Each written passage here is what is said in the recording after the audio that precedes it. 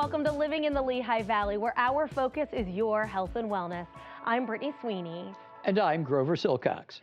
On this episode, New Year, New You, right? We'll take you to a gym where a breast cancer survivor found more than just a workout. She found the drive to beat breast cancer. Plus, racing towards better health. Meet an amazing lady who isn't letting her age slow her down. Then Parkinson's can be a debilitating disease, but in the face of adversity, a Lehigh Valley man uses his diagnosis to become an advocate. First up, it's that time of year when many of us renew our dedication to a healthier routine and hit the gym. That's right. And for one Lehigh Valley woman, the gym has become more than a place of exercise. It's become a place of healing. All right, everybody, happy Friday Eve. We're gonna have a great workout focusing on ourselves for this next 60 minutes. Come on in. In her early 40s. Hello, hello, hello. At the peak of her fitness journey. Drive away from that water tank in one. Jessica Harper hit a low point on her path to better health. I was diagnosed with breast cancer on January 16th of 2024. And I know that date because it was right before my 42nd birthday, the day before. The Penn Argyl woman discovered a lump leading to a mammogram and biopsy confirming invasive ductal carcinoma. It was definitely shocking because of my age. Harper underwent a double mastectomy that March. Early detection of the lump helped her have a fighting chance at beating the disease, something she credits to her workouts at Orange Theory Fitness. Because I was doing this workout, I was able to lose a good amount of weight, and I found the lump because of the changes to my body early. In fact, Harper says the Lower Nazareth Township location of the fitness chain is what kept her motivated through her treatment. It just gave me that 1 hour of time where I felt like, okay, everything else right now is just crazy, but when I come here, I know what I'm doing. I'm around people that I know are supporting me, and it just felt good to not have to be talking about it or being asked questions about it or talking to a doctor about it. So it was really my escape. First exercise today is going to be that sumo squat. Orange Theory is a full body group fitness workout. It blends cardio and strength, and it's led by a coach. It helps you burn fat and gain lean muscle fast. Studio manager Tricia Scholberger says the group fitness support system and predictability of the workout is what keeps people coming back. Because the workout is adaptable and we're using the performance tracker during the workout, you can make sure you're moving your body how it needs to be, whatever season of life you're in. Being around other people that were just motivating you to just keep going was so helpful. And it's amazing what happens when you challenge yourself physically. You grow strong, not only in your body, but just in your ability to deal with life. Doctors at St. Luke's University Health Network also say Harper's active lifestyle contributed to a faster recovery. So it is very important when someone has a diagnosis of cancer. I always tell them to go through day-to-day life, step by step, and do not deviate. Dr. Mohammed Larif is Harper's surgical oncologist. It is very important to do exercise because it releases the stress. Stress is one of the very bad component when it comes to cancer. People who routinely exercise, they have a positive attitude. And very important when you are diagnosed with cancer to be positive about it. 3, 2, 1, look for that push. The physician says although the routine of an Orange Theory class was the antidote for Harper, small changes can make a big difference for everyone. My recommendation would be start with a simple outdoor walking with the fresh air and relax, and go with your partner or significant other or your husband or wife or even family member. Just be with your dog. Get out of your house. Don't sit in one place. Walk. Start with the simple baby steps. Through her breast cancer journey, the mom and wife continue to show up and even teach her fitness classes, all while showcasing her positive attitude. You can't predict what life is going to throw at you, whether it's cancer, whether you lose a job, family members sick, but you can come on in here and unplug. Everybody has a story. It could be marriage concerns, it could be kids, just everyday life. Adulting is not easy. So everybody just inspires me. Like, they come in here, everyone has the same goal. We're all working towards the same thing. It might be different, but it's the same. Harper gets checked every 3 months for any signs of the disease, but for now, she's deemed cancer-free. That's great news, Brett. And I was surprised to learn that there are more than 1,300 Orange Theory fitness locations throughout the country and more than 1,500 across the globe. On the topic of health and fitness, we have quite the impressive guest joining us in the studio today. That's right. After a 25-year break from racing, and at 63 years old, this 4-time Olympic athlete decided to take up running once more and broke a record in the process. Take a look.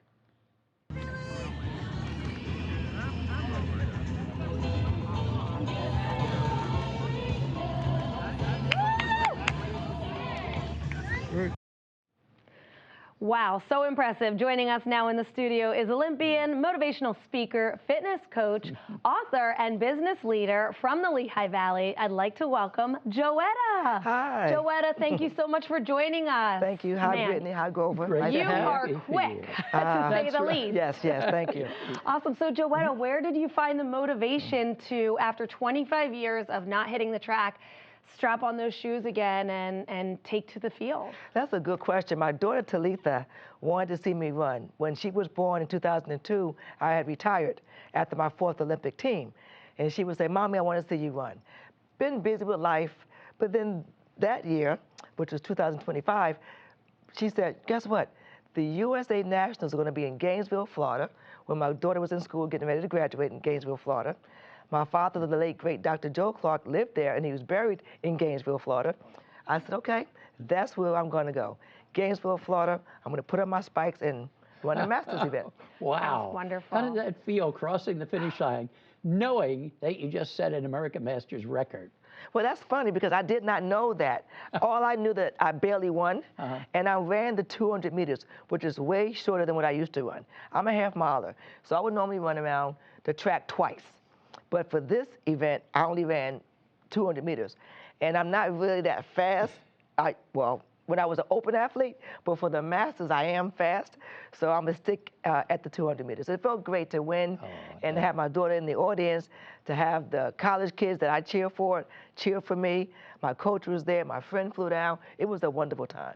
Yeah, it looked like you were, I know you say you're not fast now, but Yes. you were feet in front of other people Yes. who were racing that day, so that is Yes. quite impressive. And you talk about your daughter, who's also a storied athlete. Yes. And so how did she encourage you to do this? And what were her thoughts afterwards once she learned that you hit that world record? Well, she was there. And she encouraged me by saying, Mommy, I know it's cold up in Pennsylvania. Get out there and run and work out. So I did that. So she was encouraging that way. But she got some T-shirts made. They call me Mama Joe. And so the T-shirt said, Go Mama Joe.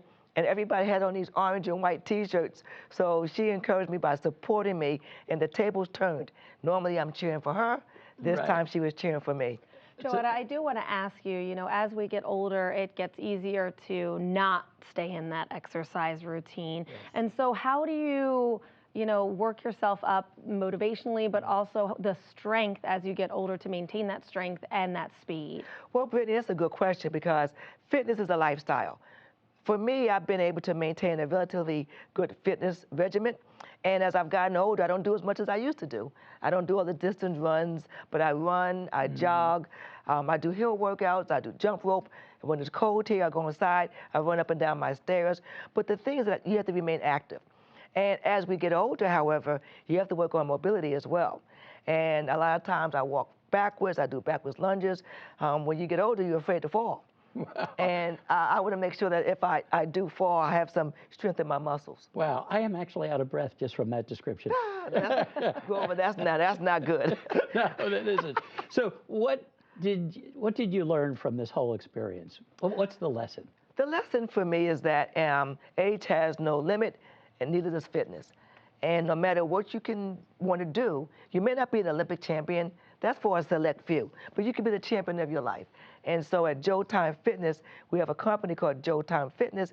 We talk about being fit at the age that we are now. So we all have our AARP cards now. So for people that have that card, it's about being fit and realizing that hydration, stretching, working out, mental toughness also, no excuses. Right. Joette, I have to ask, what's next for you? Is there another race coming down the line? Well, I'm glad you asked that question, Brittany, because last year I ran for my daughter, and they thought that I would not come back out again.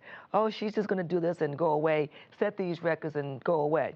My coach and I have been talking, yes, and guess what? I'm going to put my spikes back on again, but this time it's going to be for me.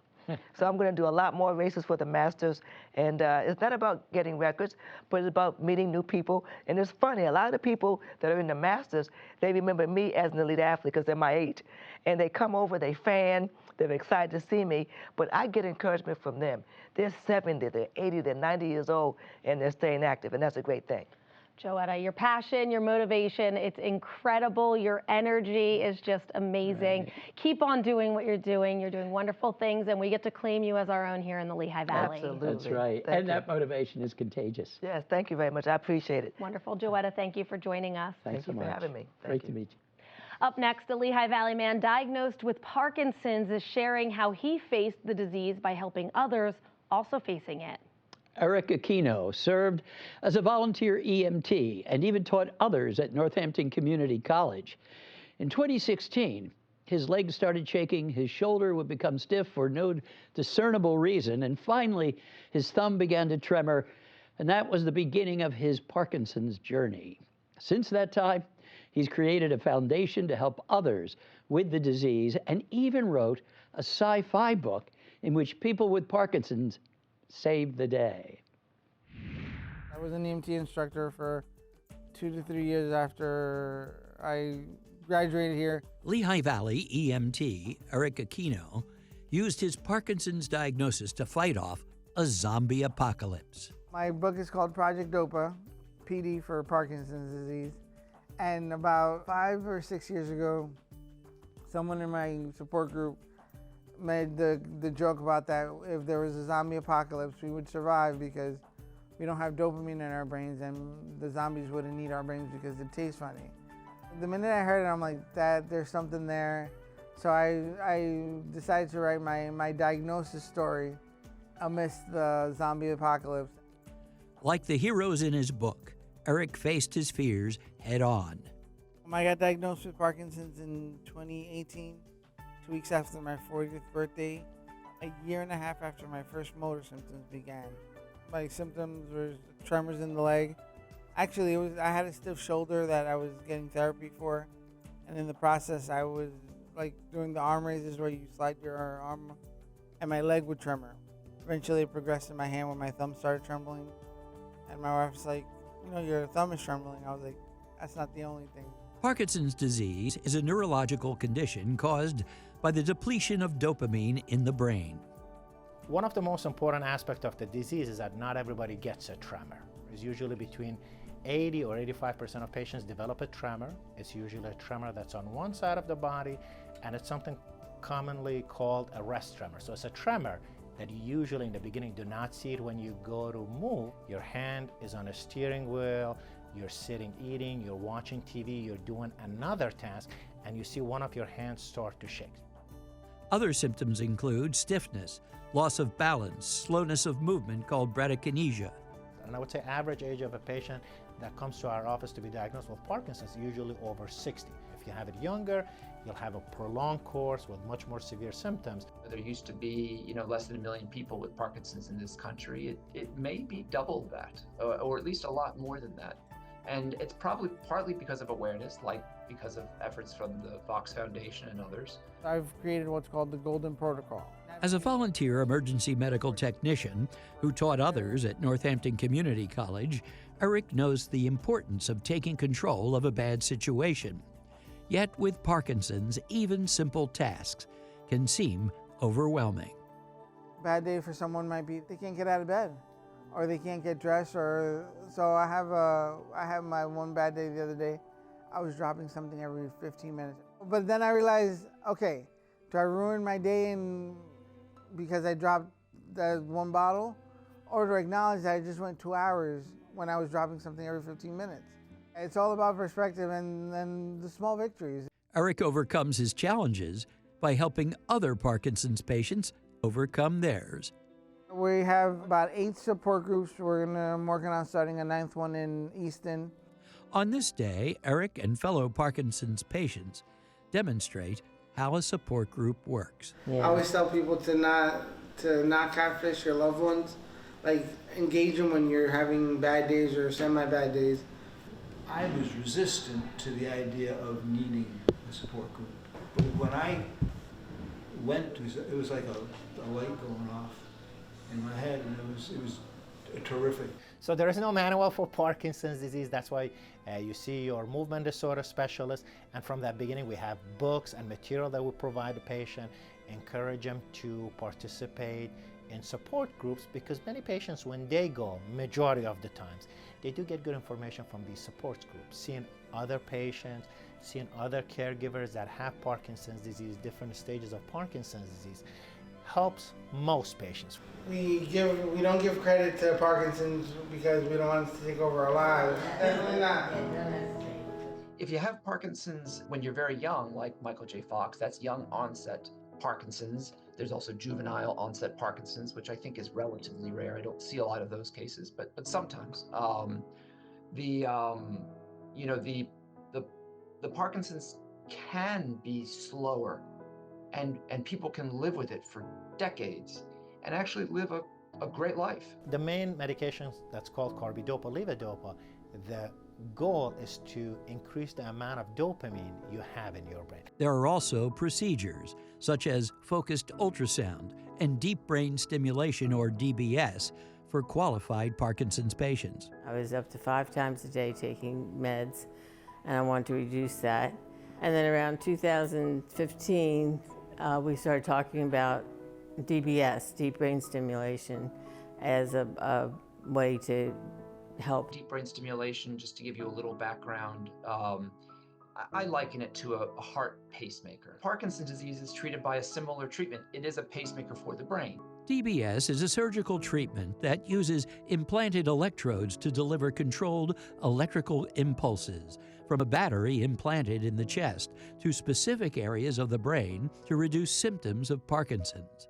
If your goal is to optimize your quality of life and significantly improve it, there really is no better way to do it. I call Parkinson's a game of 52 card pickup. The doctor has a deck of cards that says Parkinson's on it. He drops that card. The way you pick up those cards versus me picking up the cards are going to be completely different. We'll all eventually pick up the same symptoms, but they all affect us differently. Eric saved lives as an EMT. Now he helps others live with Parkinson's. He hosts the Trembling EMT podcast. He's a Michael J. Fox Foundation ambassador. He created the Gray Strong Foundation with answers, resources, and help at graystrong.org. And he wrote the book on beating zombies with a little help from Parkinson's. As Eric and the physicians we interviewed pointed out, Parkinson's disease is different for everyone who has it. Each person must navigate the condition in their own way, and yet they all encourage Parkinson's patients to participate in support groups like the one we showed in the story. For more information about the disease and resources, folks can go to Eric's Foundation's website at graystrong.org. Grove, talk about turning a really scary situation into something motivational for others. Right, and his book is really terrific. Incredible. Wow. Yeah. Thanks for sharing that story. Well, it is time now for us to head into the Living in the Lehigh Valley kitchen. Here's a healthy and tasty recipe to start the new year off right. It's the start of the new year, and for many people, that means getting on a healthier journey. For some, that may mean cutting out sugar. That's exactly what our next guest did in order to live not only just a healthier lifestyle, but to fight off a potentially life-threatening diagnosis. Joining us now from her kitchen in Florida via Zoom is Jane Jones, the author of The No Sugar Baker, Cookbook for Healthy Living and No Regrets. Jane, it's so great to have you. Hey, happy 2026. Yes, Happy New Year to you as well. And so let's start off talking about your health journey. You had a couple bumps in the road that put you on this trajectory where you're not using sugar anymore. Oh heavens, it was more than just a couple of bumps in the road. So you know what? Here's what happened. I'm a lawyer by trade. Believe it or not, 5 years ago, I can't believe I'm telling you guys this, 5 years ago, the Hubs dragged me to the emergency room where I went kicking and screaming. I thought I had the flu, friends. Instead, I got diagnosed as severely diabetic. So instantly, I cut out sugar out of my life completely. 6 months later, I was insulin-free, diabetic medicine-free, sugar-free, 60 pounds lighter, and the vision that I lost for 3 weeks was back to 2020. I launched a blog to tell you exactly what it's like to live completely sugar-free with a zillion other recipes. There's about 250 recipes out there that you can make all from your home kitchen. And then 2 years ago, the unexpected happened. Thought I had the flu again. This time, being a severe diabetic, you got to watch those kidney stones. I had a kidney stone that turned into sepsis shock. So believe it or not, on my 49th year of life, I had 2 cardiac arrests, CPR, saved my precious little life twice. And now we are seriously very, very, very much sugar-free and enjoying life every single day because we know what it's like maybe not to have it. Sure. So a lot of people may think, sugar-free means I can't have some of those tasty baked goods, but you're proving otherwise. And so how did you get onto this path? How did you decide, you know what, I'm going to cut out sugar, but I'm still going to be able to bake some tasty treats? What's the trick? Well, here's the deal. So when I first got sick and decided to start experimenting again in the kitchen, the very first recipe I made, I didn't tell a soul what I was doing. I brought it over to my parents who are snowbirds, and guess what? They actually started to cry. And I'm like, oh dear God, do those chocolate chip cookies taste that bad because there's no sugar? And they're like, no, you know what? Our spirit and our smile and our daughter is finally back. So I talk in terms of before I got sick and after I got sick. So now after I got sick, I'm back baking everything I used to love to bake, and I'm just experimenting. Now I call the kitchen behind me my science lab because it's kind of a science experiment to see what works and what doesn't work. I'd be very careful, especially with even today's recipe, I'd be very careful about making sure that even to make sure that everything was sugar-free. I always thought peanut butter was your best friend because I always thought it was high in protein, right? Well, those jar brands are packed full of sugar that are even added sugar. So that I had actually experimented with once. I got super sick. So now I use only peanut-based peanut butter. So everything I do is with a very cautious, watchful eye. I read labels like a hawk in a bakery store. Oh, wow. Okay, so we're swapping out some of not just the ingredients for the sugar, taking out sugar and adding in other things, but we're reading the label. We're making sure that they're sugar-free as well. Yeah, so there's no cooking with absolutely no milk in any of my recipes because milk is full of sugar, right? Make sure my mom used to use always like margarine. For goodness sakes, margarine is full of sugar. So I use the real stuff. I only use butter. So, and I am like an expert now on making sure that there's no raisins, there's no dried fruit in anything I do because that's all sugar. Banana bread, I make a banana bread minus the bananas because bananas are full of sugar. So all these recipes you can find at nosugarbaker.com. Super easy to do, but I have to be very, very careful because we are truly sugar-free, but that doesn't mean it doesn't taste great. Okay, sugar-free doesn't mean taste-free, and so you're going to show that to us today. You have a recipe that you're sharing with us. Yes. So I know we just got over the holidays. So this little gem right here is the No Sugar Baker. I'm going to put this on the camera. The No Sugar Baker Peanut Butter Cup Cookie. Let me tell you, I think it's a great holiday cookie, but also, you know what this would be really great for? Valentine's Day too. So you can kind of prep ahead a little bit because what a great sweet treat you can make for your friends, your little sweethearts or your neighbors, maybe that wants to be sugar-free. So what you're gonna do is this. It's kind of like a standard recipe. You know what, you're gonna take a half a cup of butter like we talked about. And then this is also a half a cup of all natural peanut butter, okay? So this is exactly what I said 2 seconds ago. So this peanut butter you can buy it usually in the deli sections of your local grocery store. It's just peanut-based peanut butter. The popular brands, if you can have a little sugar, the popular brands have sugar in them. You're gonna go ahead and mix those together along with 1 egg. Eggs are good, a whole choice. And then I'm going to talk to you about the sweeteners I use. I use all natural sweeteners. So the sweetener that I choose to use is either Allios or erythritol. Now, erythritol is the skin of a grape, believe it or not. And you can find these at all the popular big box stores. They all have them. So this is the granular. So again, it's literally the skin of a grape. So it's all natural.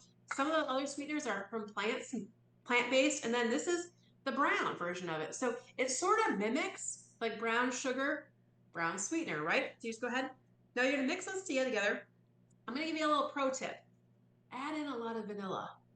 Vanilla is gonna give you a little boost of that flavor. So go ahead and mix it together. And then you know what?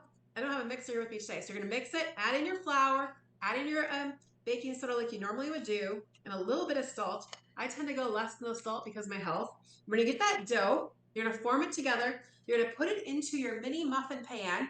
You're gonna bake it at 350 for about 10 to 12 minutes. And then go and find, another easy trick, go and find sugar-free mini peanut butter cups.